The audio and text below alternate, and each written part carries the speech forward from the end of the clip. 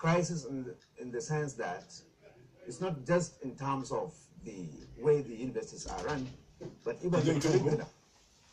We are running our polytechnics, universities, and colleges of education with 20th century curriculum. A curriculum that does not address the demands of the Nigerian economy. It's not demand-driven. We are just teaching like training parrots.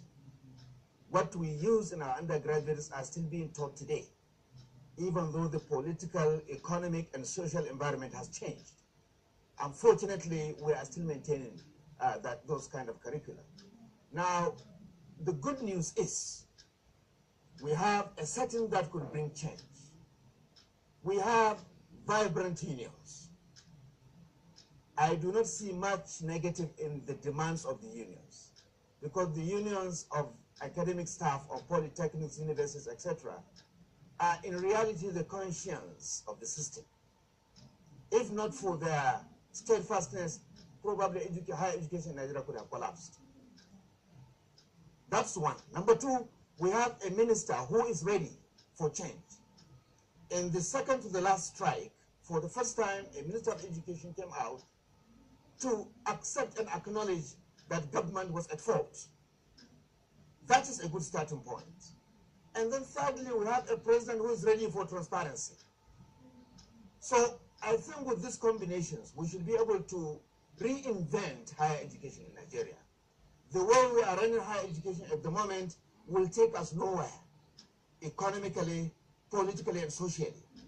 If we compare Nigeria with other countries that are our peers, like Ghana, Malaysia, Singapore, and even South Korea, I mean, you can see the great wide difference, I mean, the wide gap between what is happening in those countries and what's happening here in Nigeria.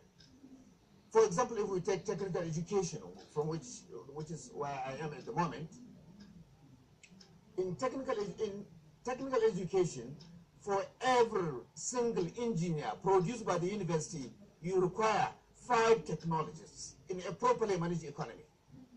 Today, we have more faculties of engineering in universities than schools of engineering and polytechnics. Government should stop creating new universities.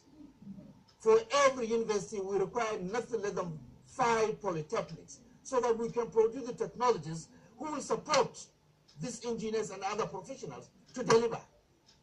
So the situation we're in is we are just going without direction. And that's why I said we are in a state of crisis. The issue of funding. Funding is fundamental, but you see, you can also fund, and if it's not efficiently used, you will not deliver. So I would like government to put structures that will ensure that funding provided to tertiary education is delivered. That's number one. And secondly, you know, the demands, you know, of infrastructure, the demands of other requirements are also met. If you go to Kaduna Polytechnic today, you will not believe what you will see. Dilapidation, decay in some areas, and complete, you know, decay of the entire infrastructure. So I think we need to really reinvent.